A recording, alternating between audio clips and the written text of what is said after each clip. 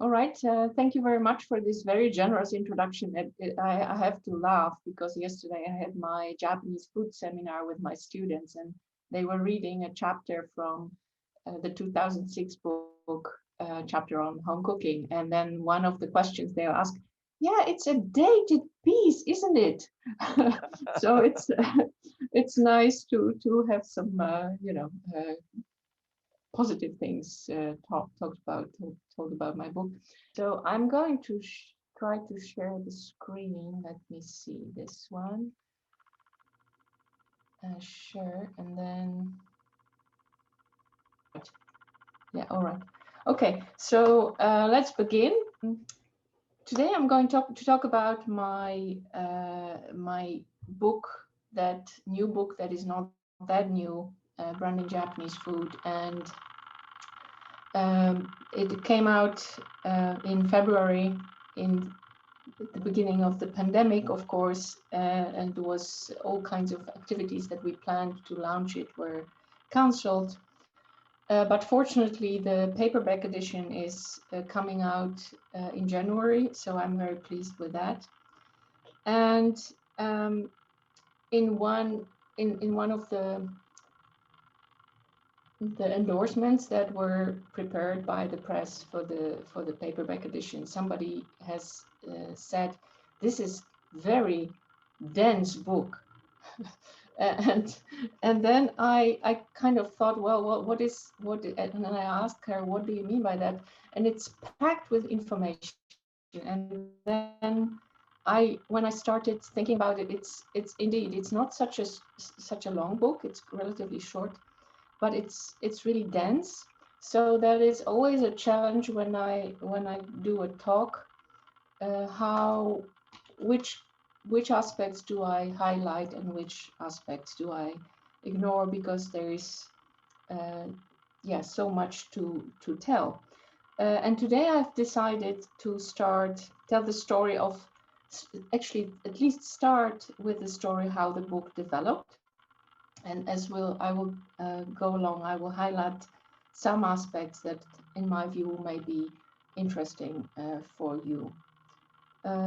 So to begin with, the book wouldn't have materialized at all without washoku being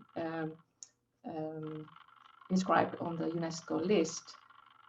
And this is a video very short clip that I wanted to show you. James, how are we going to do this? Can you show maybe the video?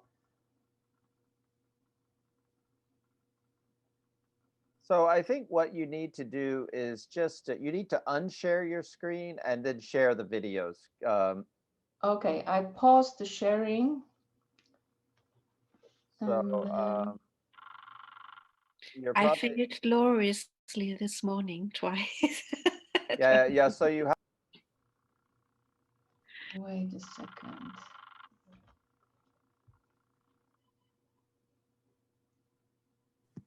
Professor, you're muted. Oh, sorry. Yes. Yeah. So you're going to have to.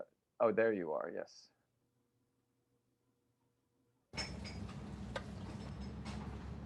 It's time-consuming, delicate and skilled. Traditional Japanese cuisine is as much about the preparation and the presentation as it is about the food. And washoku is now on UNESCO's Cultural Heritage List, only the second national cuisine to be given the honor after traditional French cooking. The Japanese tradition of having a relaxing environment to appreciate Japanese food using all five senses is something I believe is unique to Japan. Young people nowadays are very busy, and I don't think they have much time to relax.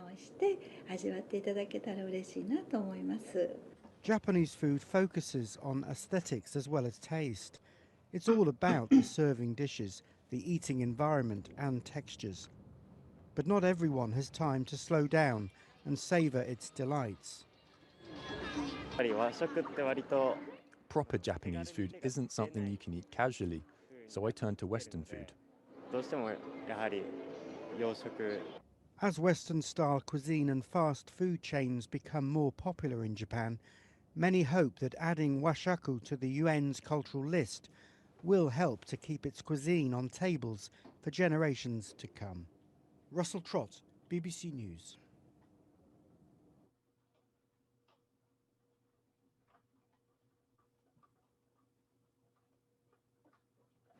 Japanese shares are proving to be as popular as the Japanese cuisine. And just So I hope you're here. You hear me again?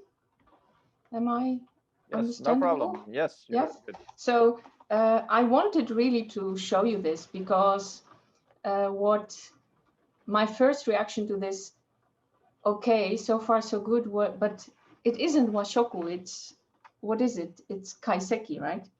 And most of you might be familiar with the fact that kaiseki is a kind of posh, kind of exclusive Japanese cuisine that people don't eat on a daily basis.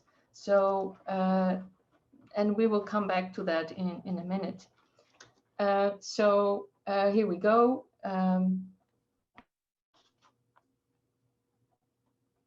What surprised me, well, actually didn't surprise me after I wrote the book and I investigated the book, that images, when you start Googling, for example, washoku, what comes out these days is these kind of images.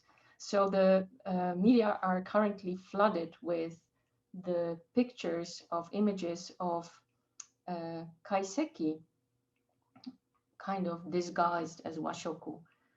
Also, what is also happening is these 4 features are being, at least during the first years after the inscription in 2013, these 4 features were propagated as the characteristics of washoku. So fresh ingredients, making the most of natural flavors, well-balanced food, healthy eating, natural beauty, strong ties with social events and customs.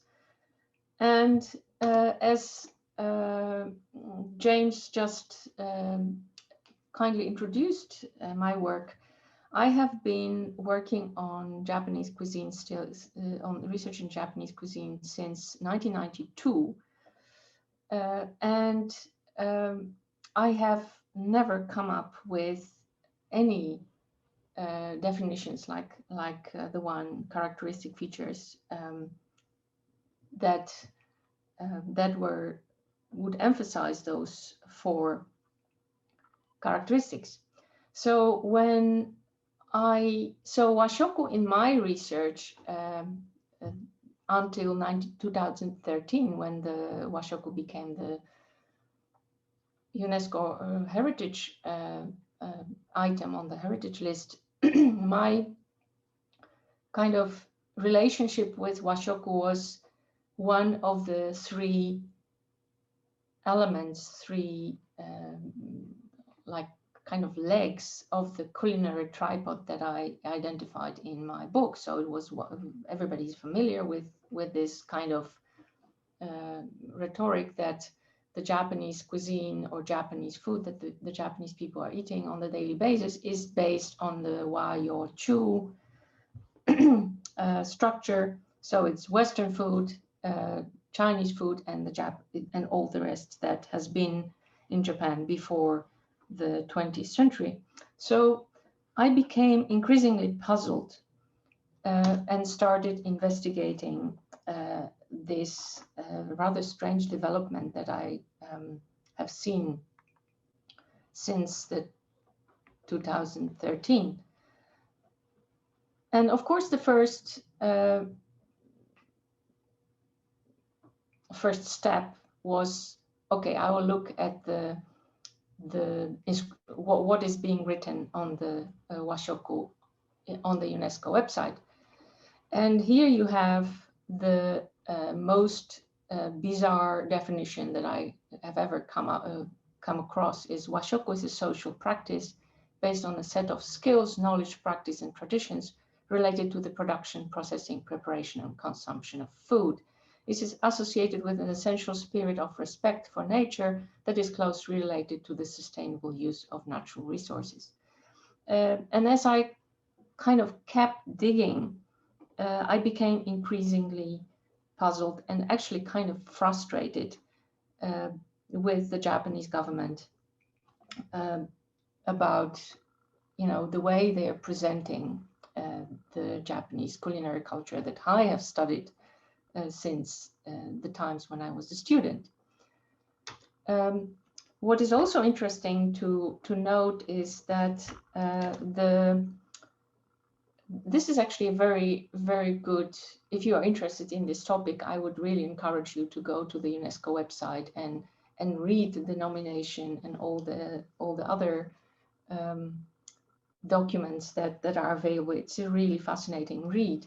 But what is quite striking is that when you look at the pictures that the Japanese government who nominated washoku for the UNESCO label has provided, it is quite striking that we actually see no image of food as such, but all the images actually show people with food. So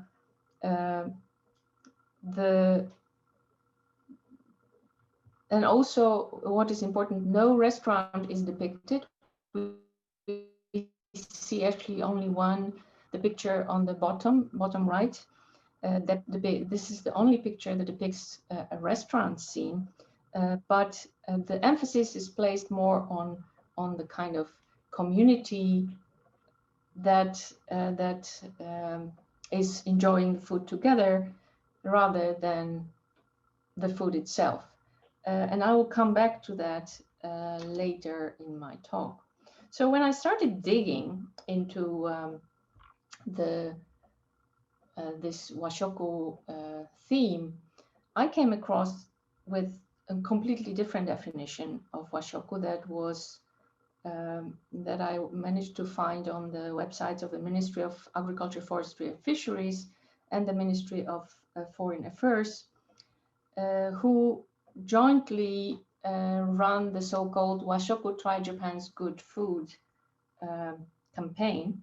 And this scheme began in 2006 and continued until 2011. So very almost only 2 years before the washoku was inscribed on the UNESCO list. And this scheme was quite straightforward. It consisted of sampling events organized at the Japanese embassies and consulates all over the world with the aim of promoting Japanese food. And what was interesting is that roughly 70 such events were organized, and they were, as you can see on the pictures, they were not only propagating things such as miso, tea, rice, but also produce that is not at all typical for Japan, and it's actually kind of grown everywhere, like tomatoes, cucumbers, apples, peaches, and so forth. So the definition of washoku in this particular case was all agricultural produce grown on Japanese soil. And actually there is one Japanese food historian, Harada Nobuo, who also said washoku is anything that is created in Japan, cooked in Japan, that's washoku. And at that point, when I kind of acquired all this knowledge, I became increasingly frustrated. And together with my old friend Yasuhara Miho, we decided, all right, we have to do something about it. And in 2016, we published a book, Himerareta Washokushi, which I think that's still available and quite cheap. So if you're interested in reading it in Japanese, it's there.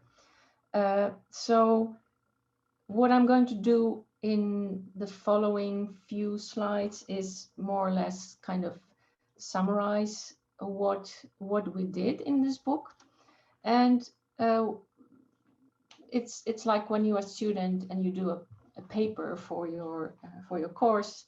This is what you do, right? You start with the definition of the word that you are studying. So we started with the meaning of the word and the etymology of the term. And curiously enough, washoku is not a word with a centuries-old pedigree, but a relatively new word created in the second half of the 19th century, along with other words that utilized wa, such as wafuku, wafu, and so forth. And this is, of course, the reason for this development was the influx of Western material culture, along with other aspects of Western civilization, when for the first time the prefix wa was needed to differentiate the Japanese material culture from the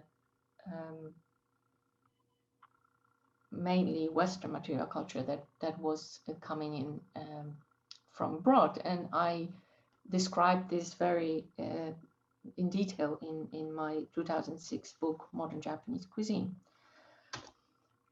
So washoku, the word washoku actually emerged in response to the popularity of the word yoshoku becoming more and more prevalent, and was very often used together in one sentence with yoshoku. So, for example, the entry for washoku in the Confucius New Japanese English Dictionary gives us an example of a sentence: Yushoku wa washoku ni shimasu ka, yoshoku ni shimasu ka. So this is like the most general way of using the word. So we started digging further, and we conducted an analysis of the content of the two major Japanese daily newspapers, Yomiuri Shimbun and Asahi Shimbun, and we started from the very first appearance of the word in the late 19th and early 20th century, and we continued until 2013. And what we found is that before 2014, so before the Washoku inscription happened in December 2013, but the media was flooded with the reference to Washoku in connection with the UNESCO heritage throughout the 2014. So before 2014, the meaning of Washoku as heritage food was practically non-existent. So, and you can see a few examples here from the headlines. So the main conclusion from this analysis that we conducted was that washoku was used throughout the 20th century in very general sense. And here you have some examples of this. The Princess Diana loves washoku, or the consequences, the reasons for stomach cancer might be washoku.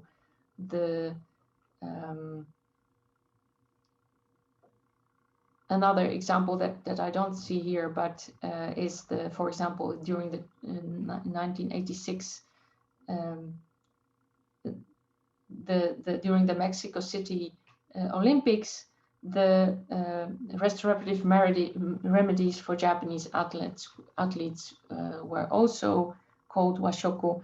A 2005 article referred to the popularity of Japanese-style fast food, such as Yoshinoya in China, also using the word washoku. So it was a very, very interesting journey to look into all those articles. That generally the conclusion was that washoku was used in the media until 2014 in a very general sense, very different specific meaning. Then we continued with the dictionaries, and what is interesting with dictionaries is that the 2002 edition of the Ruigo Daijiten was the only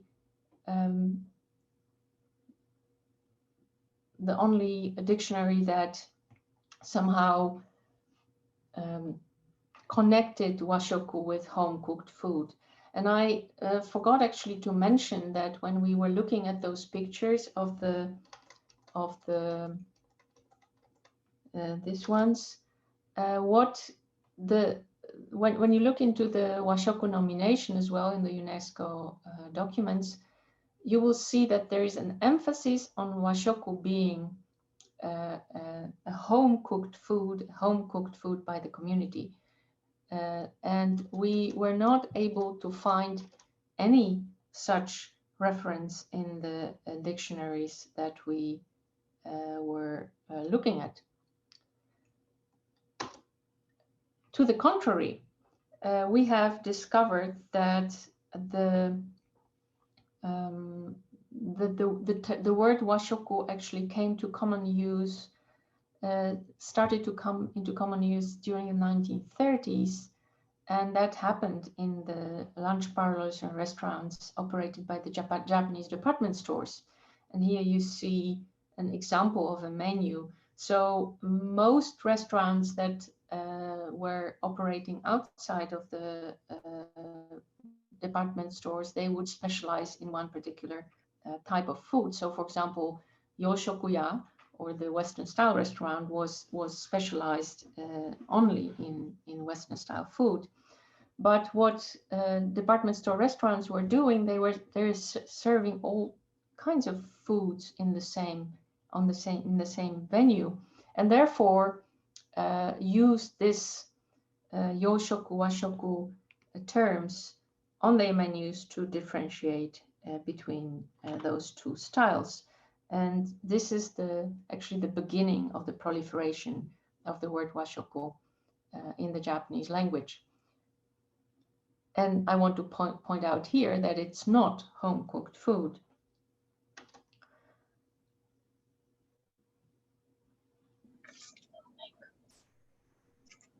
So what we have discovered that is the fact that this emphasis on home-cooked washoku being home-cooked food, which wasn't supported by any evidence, historical evidence, actually had a reason, had a purpose. So basically, the team that was putting together the UNESCO nomination was trying to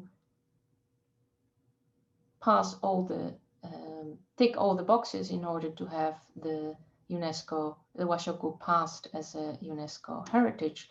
And here you see the 4 criteria that are needed for the screening. Maybe I should explain. Usually the governments can nominate practically anything for the intangible cultural heritage list, and they have to prepare a nomination, and then there is a screening that lasts approximately 2 years. And if the nominated element ticks all the boxes, then it is inscribed on the UNESCO list. And I would like to point out the requirement number 4, which reads the elements. So the nominated element has to acquire the widest possible participation of the community group of applicable individuals concerned with their free, prior, and informed consent. And here is when my eyes kind of went, and I'm telling this story as we continue with our continued research on our book, then my eyes started to open,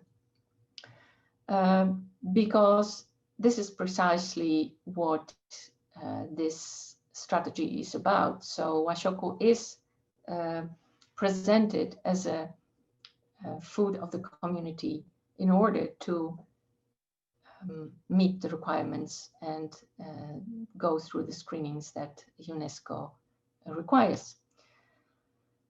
And again, I would, excuse me, and I would encourage you to go to the UNESCO website. And on the left here, you see nomination file number, and there's a number, and the nomination form, English, French, and then consent of communities. And this is a very interesting document that we clicked on when we were working on the book. And then we discovered a quite sizable PDF document that contains scans of over 1,600 statements of support, complete with names and signatures of individuals and organizations. And basically, we decided, okay, it's a quite sizable document, but let's have a look who has signed the form. And while we were kind of digging in, we discovered that there are two kinds of forms. I'm not sure if you can see this quite clearly. The forms that are signed in support of Washoku Nihonjin no Dentoteki na Shokubunka, but there were also forms that were actually supporting something else. 懐石料理を中心とした伝統を持つ特色ある独特の日本料理。And the interesting, and still, you can still go to the UNESCO website and actually download this file, which I think is quite troubling. So the question was, how can this rather curious mix-up of documents can be explained? I don't think that it was intentional to include kaiseki ryori nomination consent forms in this document, but simply those who were putting this together didn't really realize that this is a public document. And secondly, maybe they kind of figure out that not many people will be interested, or not many people would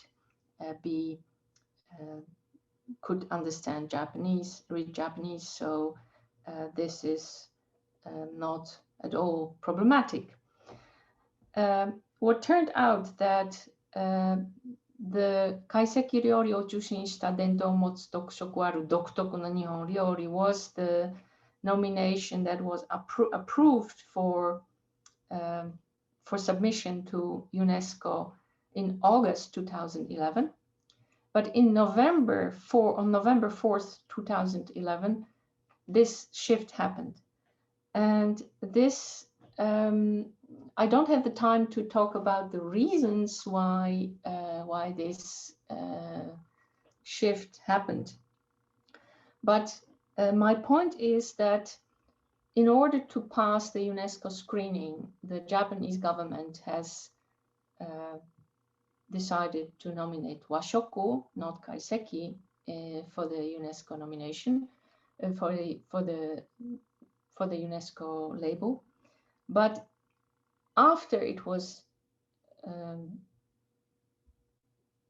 approved in December 2013, all the activities propagating Washoku were actually using Kaiseki as using Kaiseki masquerading as Washoku.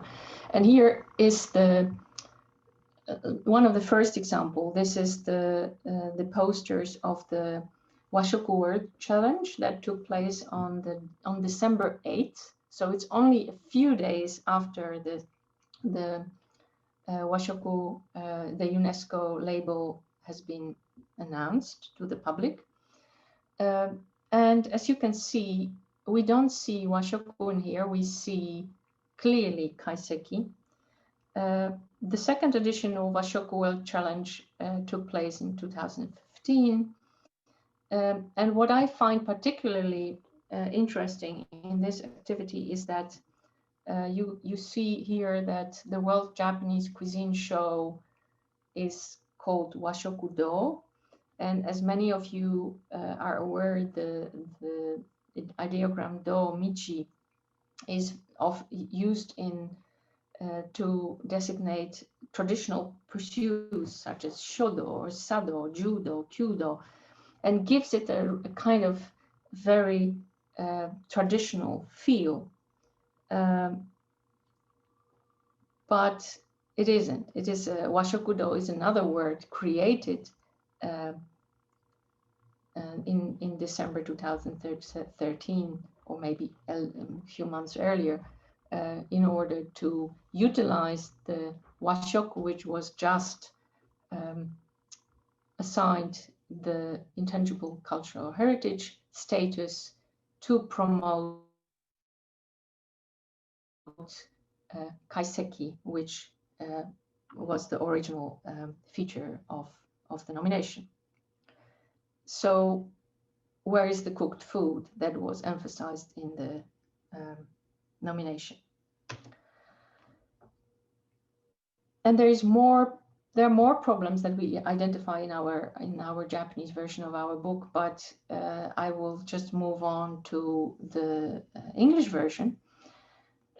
So when we started working on the English version, we realized that the manipulation of historical facts, as I just gave you some examples of in the case of Washoku, was not new, but that it was a continuation of the long-standing practice that were employed in the branding of gastronomic meibutsu and edible omiyage. And that meant that we had to spend, I think we spent approximately half a year to conduct additional research on these early modern practices related to meibutsu and omiyage in order to be able to make this argument. And it is really fascinating. I had no idea before I started researching this book. So contrary to long-standing assumptions about the restriction of movement by the Tokugawa government, historians are now in agreement that this was a period in Japanese history when travel developed into a recreation activity for the commoner masses. So there were 5 highways, 5 networks called Gokaido, with the Tokaido one being probably the most well-known, where people could travel on foot or on a horse. And a quite impressive network of post stations was established along the route. And also all kinds of facilities were operating, such as inns, restaurants, tea houses, food stalls, and they were basically put together in order to ease the travel experience and make it more enjoyable. And tourism was also a very lucrative theme within the publishing industry, and there is a magnificent amount of literature created by art historians about tourism as a theme in all kinds of travel guides, board games, woodblock prints, and they were disseminated. This is the literature is really very rich and fascinating read.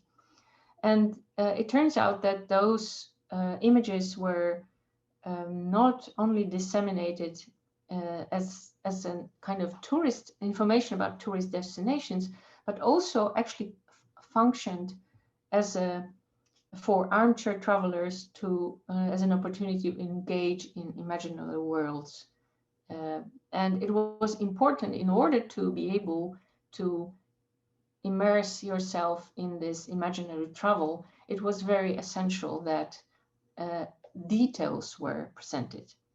And one of the details that was used in order to make this experience more real was food. So the stories about literary and historical connection that would explain the origins of special dishes that were served in specific locations were invented very often by editors of publishing houses to make them appear more appealing, more interesting. So it was through this channel, through publishing industry, that the associations between specific foods and specific locations were created and disseminated. So the idea that is so common nowadays in Japan, that you haven't traveled somewhere if you haven't sampled the meibutsu of the local area, is actually kind of constructed by the publishing industry of the early modern period. And meibutsu were very often typically street dishes that were cooked in front of travelers. So there was a drama involved. There was a multi-sensory stimulation that involved sight, sound, and smell. And there was also the visual advertising provided by billboards. So very often the major category within the edible meibutsu portfolio was local seafood. And we see here the very famous print of Kuana, where we see the baked clams being prepared. And this is the woodblock print by Hiroshige. Another, so fresh seafood was often offered. The second category of important category of meibutsu were all kinds of rice cakes and dumplings, because they were relatively easy to make, and they could be reheated on demand. So hundreds of varieties of local mochi have developed across Japan, and one of the first, we can see them in the 16th century, but the commercialization of travel happens mostly since the late 18th century, early 19th century, and we see increasing number of meibutsu being invented, and the information about them and their origins, alleged origins, were disseminated through literature. And I'm not sure how we are doing with the time, but maybe during the Q&A we could talk about the specific examples. So we see here, for example, ubagamochi, a local specialty of kusatsu, also on the Tokaido Road. And there is a whole story about ubagamochi, how the snack originated from the mochi made by the nurse of the 3-year-old son of Rokkaku Yoshikata, daimyo of Omi province, and how he was killed, and then his nurse escaped, and the whole story is being made, being created around this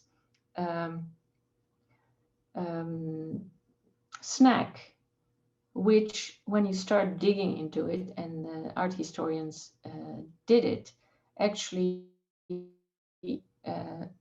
most probably comes back to the editors of those travelogues that needed to enliven their stories that they were selling.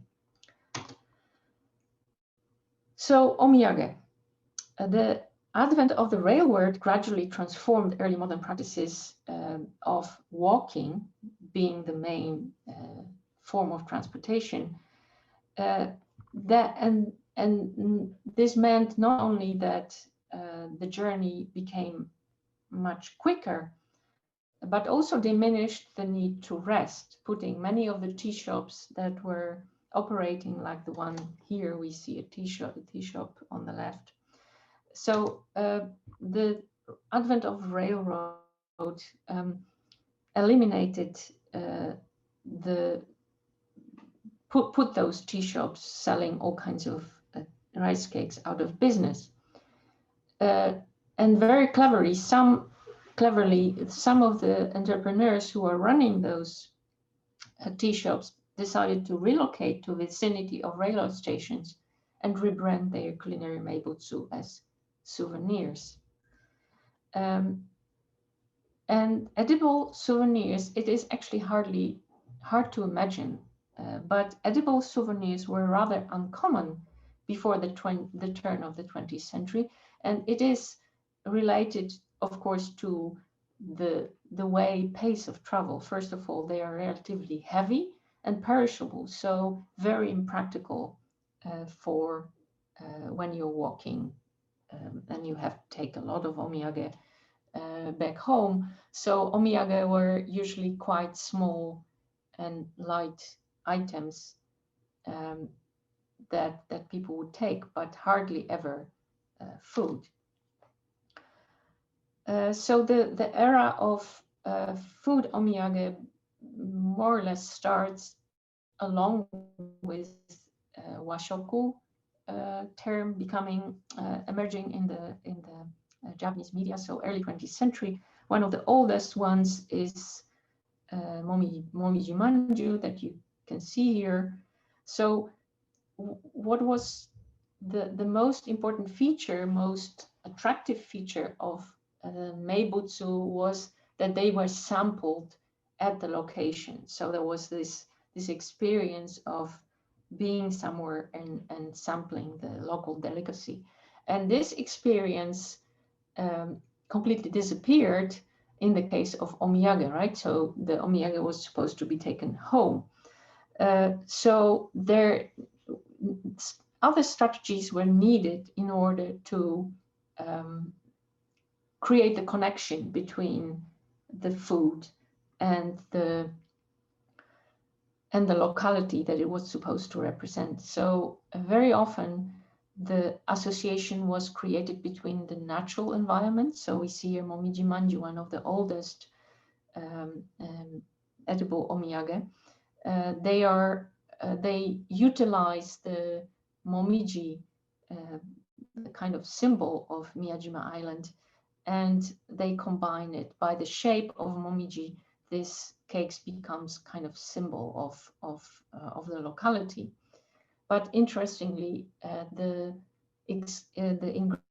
ingredients of the cake, right, the Western style sponge cake and the bean paste filling is not at all characteristic of the place. And you know, I could go for hours showing you examples of all kinds of omiyage that emerged, especially after the World War II, using the natural environment of the place where it's supposed to represent. Here we have the Raichon no Sato, one of the most famous omiyage from the Alps, Japanese Alps. And this is actually a Western style waffle cookie with no connection whatsoever with the local food, but it becomes a symbol of the place simply by the packaging and the name. I must point out that there are examples of omiyage, edible omiyage that use the emblematic flavors or ingredients of the place they represent, such as green tea for Kyoto or butter for Hokkaido and so forth. But the overwhelming majority is doing something else. The overwhelming majority of omiyage rely on bogus connections to local history and folklore. And as was the case with culinary meibutsu, Edible souvenirs connect travelers with the Japanese culture of the past through imaginary links with historical or legendary events and personages.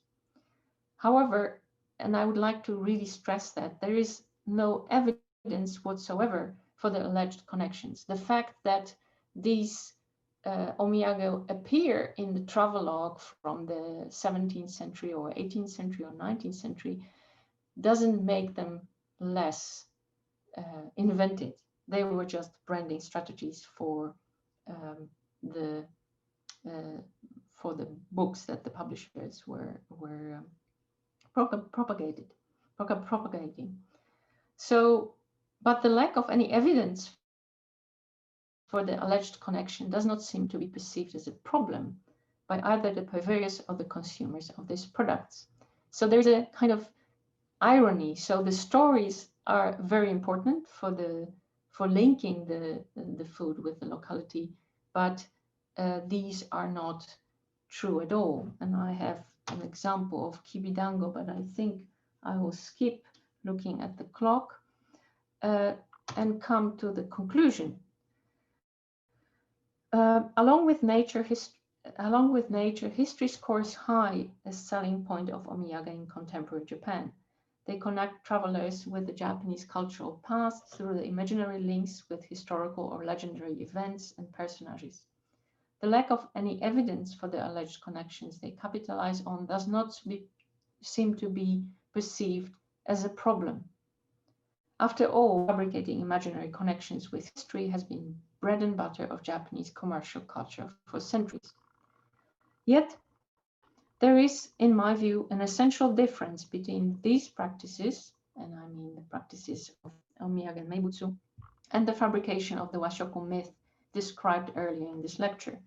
Contrary to tea shops and confectioners, publishers of guidebooks and woodblock prints who are in the first place commercial enterprises geared towards generating profit, the purpose of UNESCO's Convention for the Safeguarding of Intangible Cultural Heritage is enhancing the visibility of the world's intangible cultural heritage and awareness of its significance.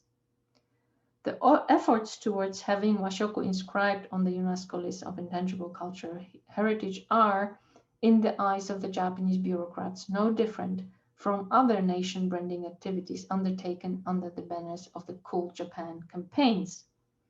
Their aim is to further Japanese commercial and political interests in the global arena in the same way as fashion and design, manga, anime, video games, and other items in the nation branding portfolio have already been employed.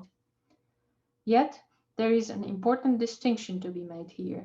In contrast to Hello Kitty in Pokemon, washoku is claimed to be an authentic representation of Japanese culture and history, and Japanese government is involved in fabricating the myth of this related to this heritage. And I will stop here